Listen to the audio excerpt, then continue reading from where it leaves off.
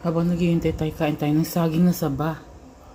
Ang saba sa Pilipinas, ito maliliit lang pero malambot siya. Walang kulani. Ito nga oh, nagsimay ako ng isa. Kakain ako ng saging na saba. Wala siyang kulani. Hindi katulad sa ibang bansa. Malaki nga ang saging na saba pero may kulani. Ito wala. Tingnan mo oh. Smooth siya. Wala siyang pekas.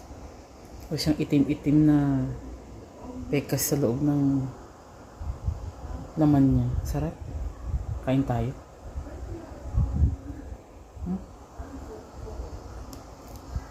Walang kulani. Oh.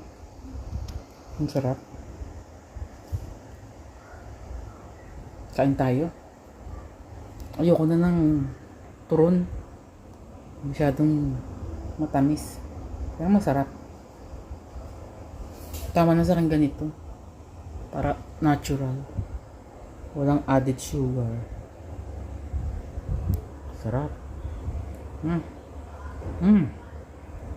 Mauubos ko niya.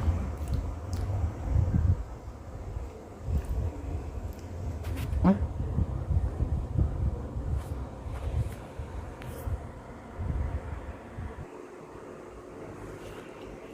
Ayan, balik tayo sa ating sinigang.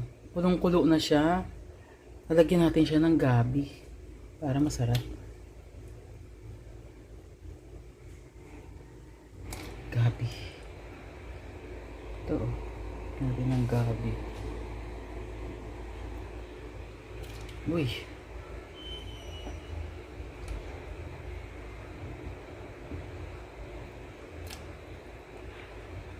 Ayan. Hintayin natin siyang maluto.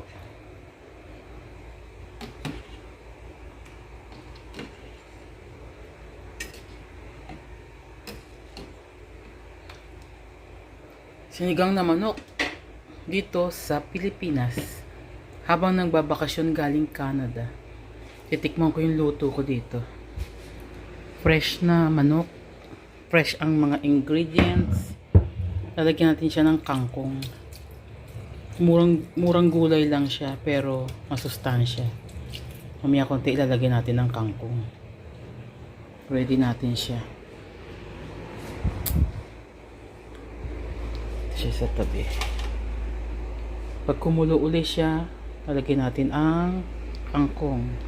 Ready ng aming kanin para makakain ng lunch. Sinig.